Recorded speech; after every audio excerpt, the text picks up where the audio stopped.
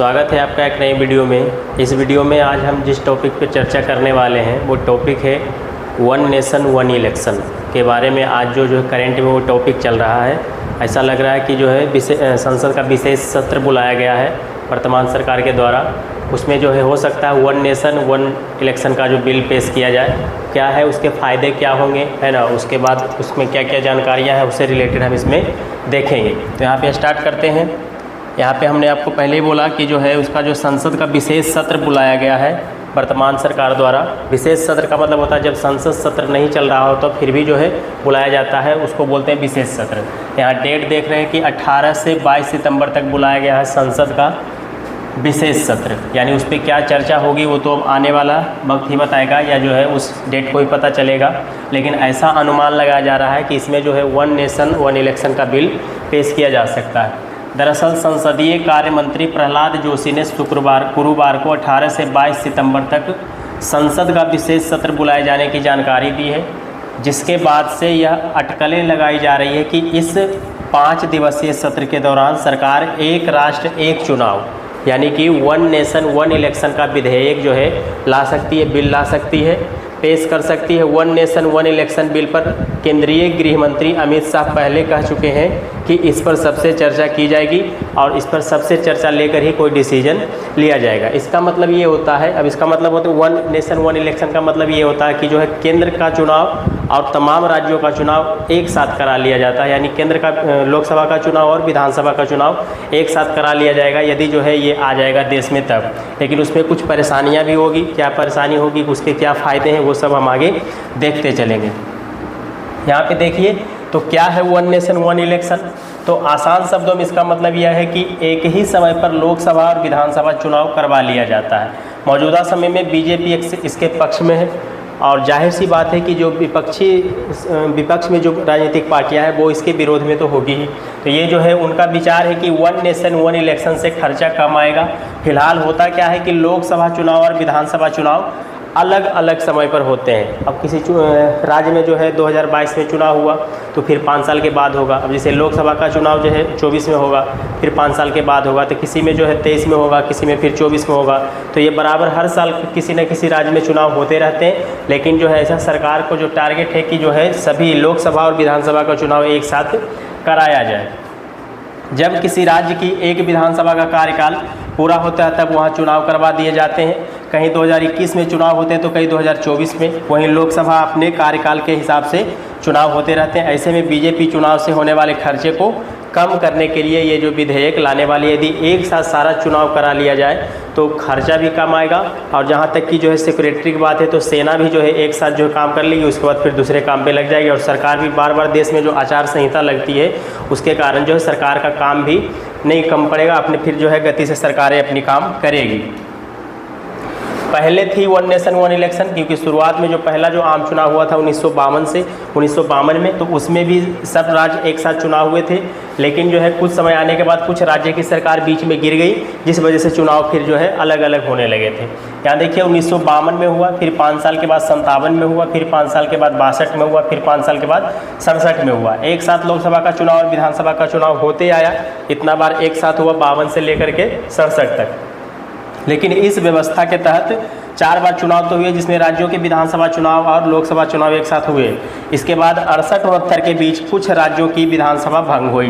विधानसभा भंग होने का मतलब है कि वहाँ की जो सरकारें होती है वो गिर जाती है, यानी उसको जो बहुमत प्राप्त नहीं हो पाता, जिस वजह से जो सरकारें गिर जाती है, जिससे ये सिलसिला क्या हो गया, टूट गया। यानी 1967 तक तो ठीक चलता रहा, लेकिन 68-69 में कुछ राज्यों में क्या हो गई, विधानसभा भंग हो गई, यानी वहाँ की सरकारें गिर गई, जिस वजह से ये जो सिलसिला बनते आ रही थी कि एक साथ लोकसभा और विधानसभा का चुनाव कराया जा रहा था, वो सिलसिला यहाँ पर टूट गया।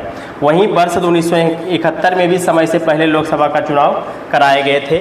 ये जो है 1971 की बात है। आगे देखते हैं तो किस किस देश में जो है ये कानून अभी तक लागू है, यानी वन नेशन वन इलेक्शन की बात किया जाए तो जर्मनी में है, हंगरी में है, स्पेन में है, पोलैंड है, इंडोनेशिया है, बेल्जियम है, दक्षिण अफ्रीका है, स्लोवेनिया है, अल्बानिया जैसे देशों में है। यहाँ जो है एक देश और एक चुनाव की व्यवस्था है। यहाँ पर आप देख सकते हैं यूरोप में जो तमाम देश हैं वो यूरोप का मैप में यहाँ देख सकते हैं, कुछ अफ्रीका में हो गए, यहाँ अफ्रीका और यूरोप में, और एशिया में जो है इंडोनेशिया की बात करें तो इंडोनेशिया में यहाँ पर जो है 1 नेशन 1 इलेक्शन का पॉलिसी यहाँ पर लागू है। तो ये जो है आप मैप में देख सकते हैं।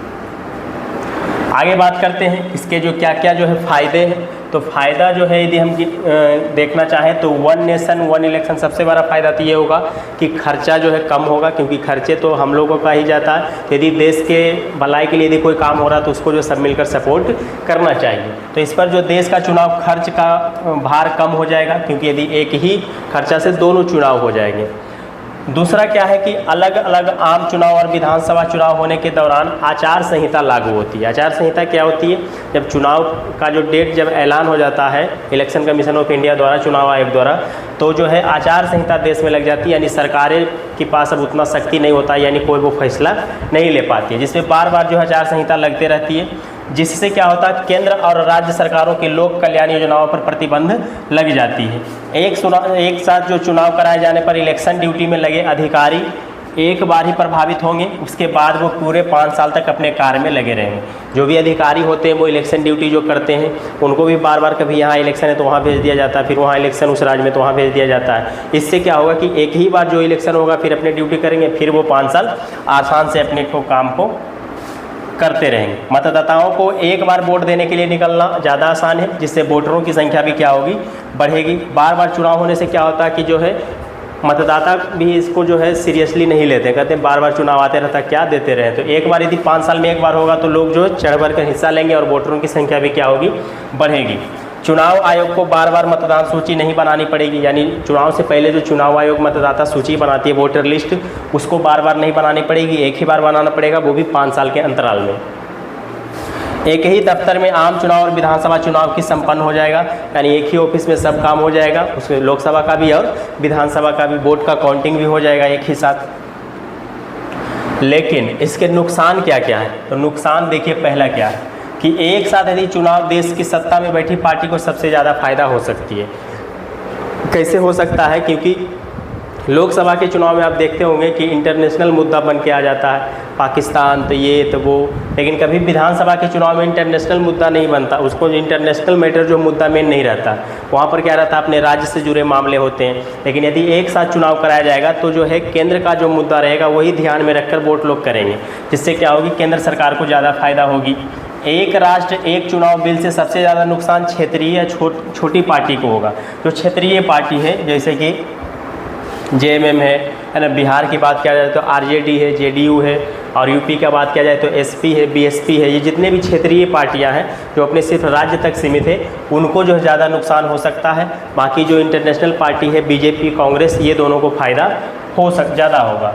एक साथ चुनाव कराए जाने के बाद इसके नतीजे देरी से जारी होंगे। जाहिर सी बात है कि यदि जो एक साथ विधानसभा और लोकसभा का चुनाव कराएंगे तो सबको काउंट करने में समय लगेगा, है ना, काउंटिंग करने में क्या होगा, समय होगा, जिस वजह से चुनाव के नतीजे जो है वो देरी से आ सकते हैं, जिससे देशों में राजनीतिक अस्थिरता बढ़ेगी और इसका खामियाजा जनता को भुगतना पड़ेगा। तो ये इसका क्या था, नुकसान था। ये देखिए, अब यदि हम एक साथ यदि लोकसभा और विधानसभा का चुनाव करवाते हैं तो इसमें EVM की संख्या भी क्या होगी, बढ़ानी होगी। जैसे अभी लोकसभा का चुनाव होता तो वहाँ पर एक ही EVM रखा जाता है, लेकिन वही एक साथ यदि लोकसभा और विधानसभा का कराएंगे तो वहाँ पर 2 EVM रखे जाएंगे, तो EVM भी खरीदना पड़ेगा, जिससे EVM की संख्या भी क्या होगी, बढ़ानी होती है। EVM कहते हैं इलेक्ट्रॉनिक वोटिंग मशीन। EVM का मतलब होता है इलेक्ट्रॉनिक वोटिंग मशीन। ये जो है देख सकते हैं, ये EVM है, यहाँ पर जो है पार्टी का नाम लिखा रहता है, यहाँ पर जो है पार्टी का चुनाव चिन्ह रहता है। आप जिसको जो है वोट देना चाहें वो जो बटन दबा दीजिए। बाकी यहाँ से जो है VVAT पैक एक पेपर निकलता है, ताकि आपको पता चल जाए कि आप उसे जिसे वोट दिए वो संपन्न हुआ है या नहीं हुआ है। बाकी जो है 1 नेशन 1 इलेक्शन के लिए कुछ समिति गठन किया गया, उसके कुछ सदस्य बनाए गए हैं। इसके जो है जानकारी के लिए कि इसमें जो है कितना जो है, क्योंकि एक अकेले सरकार इस पर फैसला नहीं ले सकती, सबसे राय विचार करेगी, इसलिए कमेटी बनाया गया। उस कमेटी के जो अध्यक्ष बनाए गए हैं वो पूर्व राष्ट्रपति रामनाथ कोविंद जी को बनाया गया है। यह है श्री रामनाथ कोविंद, ये पूर्व राष्ट्रपति, पहले राष्ट्रपति रह चुके हैं। उनके बाद इस जो कमेटी में जो है अमित शाह शामिल हैं, जो कि वर्तमान में केंद्रीय गृह मंत्री हैं। गुलाम नबी आज़ाद जो पूर्व जो कांग्रेस के नेता रह चुके हैं।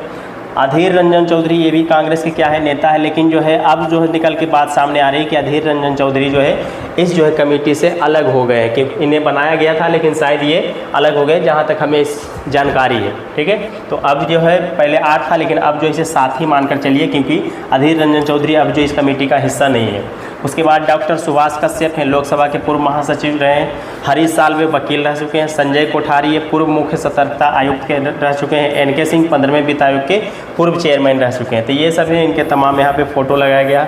ये सब यहाँ पर क्या है, जो समिति गठन किया गया उसका जो सदस्य है ना। तो 7 है, ऐसे शुरुआत में 8 था लेकिन अब जो है 7 रह गए हैं। तो ये जो है उसके बारे में जो है जानकारी पता करेंगे कि ये जो है कितना सही होगा कितना गलत होगा, पूरे जो है जायजा के साथ जो है को इस बिल को लाया जाएगा। तो ये था इससे रिलेटेड जो भी मामला, वन नेशन वन इलेक्शन, इसके फ़ायदे क्या है, इसके नुकसान क्या है, वो सब हमने आपको इस वीडियो में बता दिया। ठीक है, बाकी आप अपने जो राय अपने कमेंट बॉक्स में डाल सकते हैं, क्योंकि यदि कोई बिल आ रहा है यदि वो देश के लिए सही है, फ़ायदे, तो हमें उसका सपोर्ट करना चाहिए। क्योंकि यदि एक देश एक चुनाव होता है तो उससे खर्चे बचेंगे, और खर्चे जाहिर सी बात है कि हमारे ही होंगे, है ना, क्योंकि हमारा ही पैसा देश का होता है।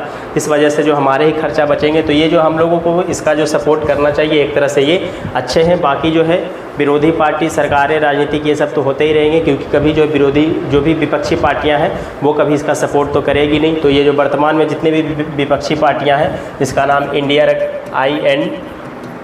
INDIA नाम का जो नया गठबंधन बना है, इसमें जितनी भी पार्टियां सब इसके विरोध में है। बाकी जो है सरकारें जो है इस पर लाएगी, बिल पेश करेगी, जो विशेष सत्र बुलाया गया। तो ये था इस वीडियो में जानकारी। यदि इस पर रिलेटेड कोई नई जानकारी आएगी तो हम मिलेंगे नेक्स्ट वीडियो में। तब तक के लिए धन्यवाद।